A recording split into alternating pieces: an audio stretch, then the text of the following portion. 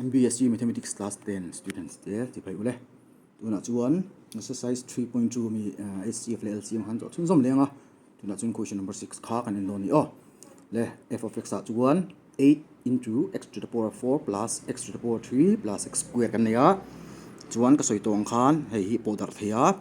8 chu true cube ani true lir pathum multiply kha 8 ani true cube ani ma se ka podar don ri lawa chan chu heta step by step ka chaw don awangin hei hi ka siam ram phot don ni bracket 2 ngami ya hian enge common zon phot turani 8 to oma common chu ate ber ze le common ani hei x pani tinani ta hian pain pathum pali an vai hian x pani an nei thau hei ai taman nei chu pe x square an nei ve thau mo ai nan nei tam zui chu wang chuan x square ate ber kan langa x square lak sak to chuan x to the power 4 thei to lawa 2 ani 2 plus 2 4 ti kha tiang bokin hei po x cube li to lovin x to ani nga hei 1 ani don tani chuan x square hi ka lak chu to bracket 2 ka tangin chuan hei splitting the middle term in to them kan en ni number pani a multiply 1 hei lai le helai hi 1 into 1 ta hin 1 oma engmom lo 1 into 1 chu 1 ani abela 1 om lo ni 1 into 1 abela 1 om thei lo hrim chu wang chuan split thei lo tin ani chu wang chuan 8 chu prime factorization method mangin 2 into 2 into 2 ani maya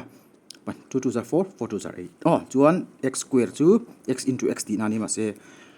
ti hen x square in ka da do na HCF le LCM kan la kuna po ching de kan so ke ro ne x ang ti kha chu all sum zong kan in se zelang chuan g of x om le g of x kan en chuan g of x a chuan 23 times x cube minus 1 aron omani 20 times x cube minus 1 oma chuan kan hriat tur chu hei common om lo hrim common na om lo fa tianga om chuan hei x in cube ane chu wang chuan constant term hi cube ane ve them ti ngai tu turani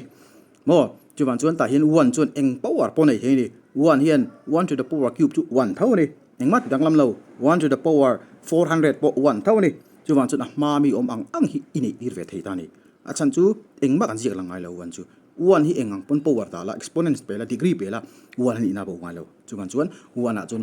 ma om zat i du ang khai da thei ni chuan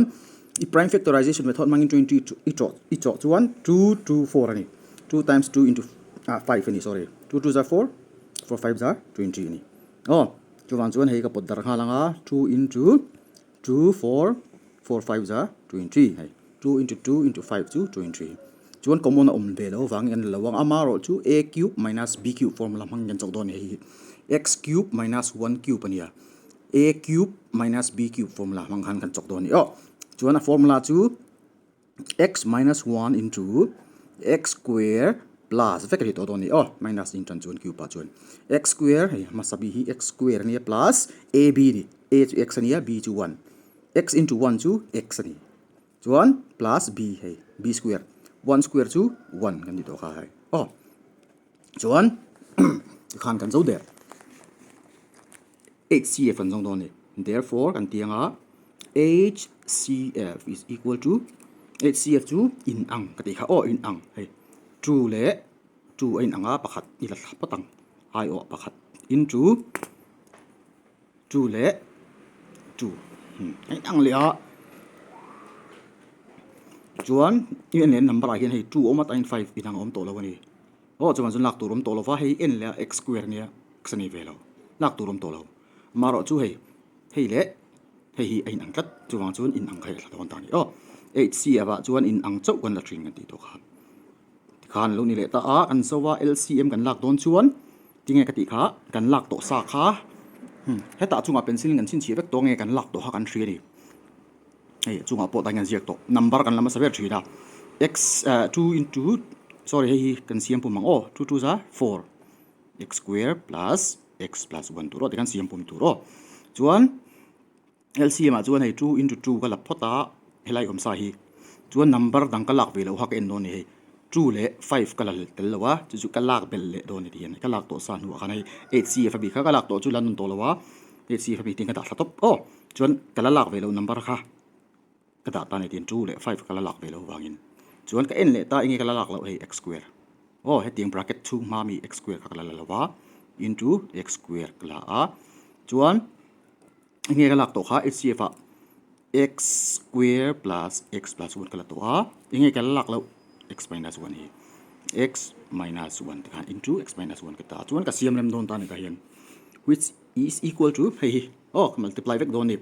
2 2s are 4 draw 4 2s are 8 8 5 are 40 hey 40 x square lo ni a hey hi khong dam sak jok tur hey te jok ki oh x minus 1 into x square plus x plus 1 lo ni ta ni ka kha question number 6 solution hey oh do na 7 du le don oh question number 7 hi hey tuk tuk nin tur oh f of x da g of x n ula so dar mi lo tu ne ti hian nei in angalom hal ni hey x plus 2 hi ta hian square ni chun pani om tina x plus 2 into x plus 2 tina ni hey heta x plus 2 pakhat che dei tiang pokin hey x plus 4 holding square ania holding square formula manga cholo to chu x plus 4 into x plus 4 pani ka nei tina ani hey anwaya chun x plus 4 holding cube pathum lai omani chuta chuan so ngai mi lo in tiang a chuna question hi question hi luk to in phot tur ni o i chaw dar chu ding ma om ji nei dong lawa therefore HCF kala thei ta ni HCF chu in ang chau ka tia hey in angan nei chu nge ka ti chuan x plus 2 le x plus 2 in ang omani hey mo x plus 2 le x plus 2 chuan x plus 4 le x plus 4 i tangom HCF rek reng chuan hey a power atanga ipo dar lawati direct ai lak reng reng chuan HCF chuan ate sok ze lak tur ani x plus 2 square chu alien zoka x plus 2 a in chuwang chuan HCF chuan x plus 2 ilanga chuan heta hian khoi zong ai lakang cube nge square lak tur ani x plus 4 holding square oh tikhan ol sam berani po da tak ngai lo tikhan in thriat tur chu khati nga square le square ang chi tram in ang chi mo in ang chi chiang chi HCF lak don chuan a power claim ber kha HCF kan la thina a common kan dikha a claim ber zil lak tur oh chuan LCM ve thunga chuan a lian zok lak thung tur ani hey x plus 2 le mami kharin ve thei lo dia ka direct chuan oh tunak en leng hey in ang hik en photanga in anga hian khong alien zok x plus 2 holding square ilang tikhan x plus 2 holding square ilanga chuan hey in anga hian khong elak tur alien zok x plus 4 holding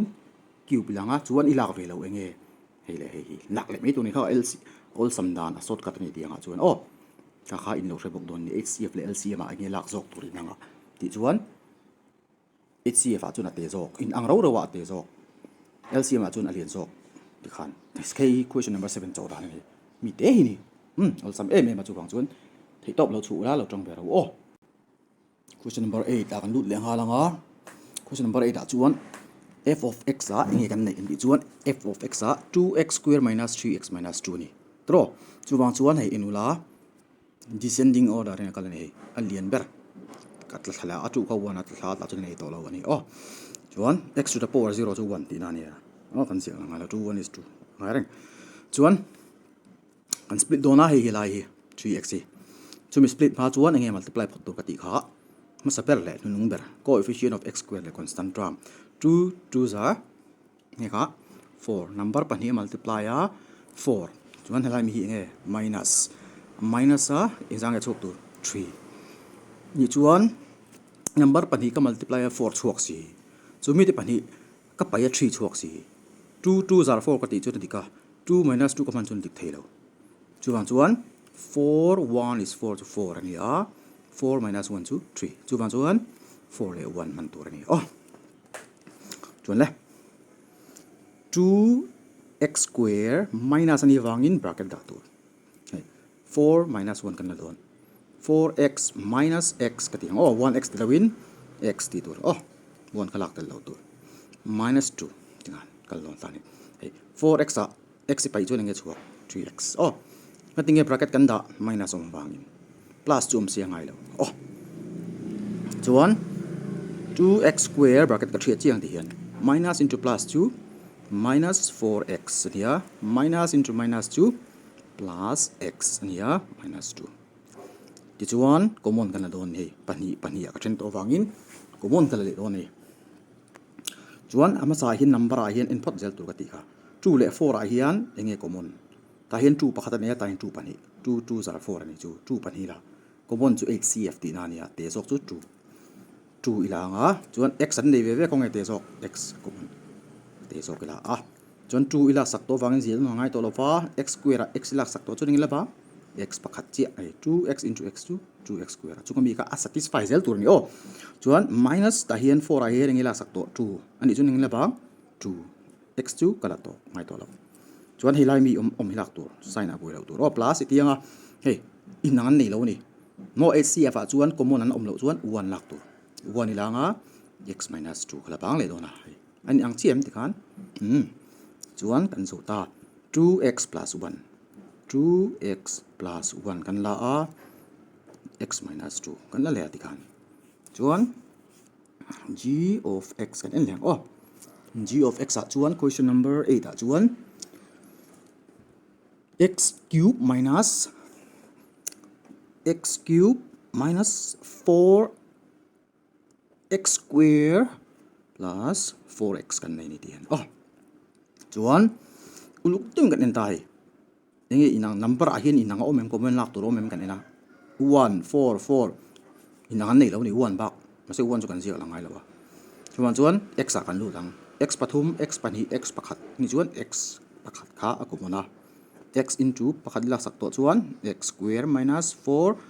x plus 4 lo ni ta ni chuan hei polynomials banga yang chi khan quadratic equation khan lo chang ta a chu quadratic polynomials chu splitting the middle term kan chok thaya kan en don ni hei line minus oma bracket kan ma mo le don ti ka hria wangin pona a to wangin curly bracket khan lo in deng lok ta ni thian chuan x square minus tikata hei le hei multiply chu 4 number pani multiply a 4 ni si nge abela engo 4 thau abela 4 ni chuan 4 1 is 4 to 4 ni 4 plus 1 to 4 ni lawa 4 le 1 a chunga kan man ang kan mang the to lawa nge man tu le 2 into 2 to 4 2 plus 2 to 4 hei lai plus ni wangin bel tur ta hin minus sum se ta hin minus ma chuan enge 2 le 2 ni chuan 2x plus 2x plus 4 han kan nei ta ni hei karli in to pang chuan en ta la hei 2x plus 2x to 4x chuan bracket kan thria tanga x into bracket curly ha ka thria don ni x square minus into plus 2 minus 2x minus into plus 2 minus 2x plus 4 don le ta chuan pani in ka then le don hei x ka da curly ka mang le don ni chan chu bracket common kan lak don awangin pakhat hian helai hian nge common x a common ani x square oma x ni chuan ate sok x ilak sak to chuan x minus 2 chuan hei nge minus ni lai sai nga ta pot tu chuan enge common kan en leng ta hian 2 pakhat oma hei 2 pani 4 chu 2 pani na siam chuan 2 a common a x nei velo wangin 2 che common a 2x atangin 2 ilak sak to chuan x che banga plus atanga minus ilak sak to wangin minus minus into plus minus time plus ita bai chunik ton lo ni 2 chuan close curly bracket tianga yon kan siam lem le to ni pon mi pani kada du nanga x minus 2 into 2 mi pani x minus 2 tikhan tan pot dar zo to ni ne tuna chuan HCF le LCF kan lang therefore HCF is equal to the HCF lang le in ang kan tia in ang chau lak tur ni wangin x minus 2 chi nang an nei chuan x minus 2 ka LCM HCF ani ta ni chuan LCM zia le ni LCM a chuan HCF ka lak to nu hi hei x minus 2 ka la nun lenga dian chuan hemi che hi common oma ka lak lo zong ha ka la don ni nang nge ka lak lo 2x plus 1 ka la la wa hi chu ka la to hi ka thai hi noi en rap le tur na kena 2x plus 1 ka la la wa thei x ka la la boka noi chuan x minus 2 dang x kala x minus 2 pakhati kala la wa hi chuan kalak lo pakhat le chu kita chu mi kha 2x plus 1 no ta idu chane hi x minus 2 into x minus 2 x minus 2 holding square ti puni da thaya ka chui thu nia ti pon dala adik thau chuan hei fel thaba ji tur ni low practice munula in cho tampo le in thiam do ni vai in dilim tak mang turin du sak na khala na cheu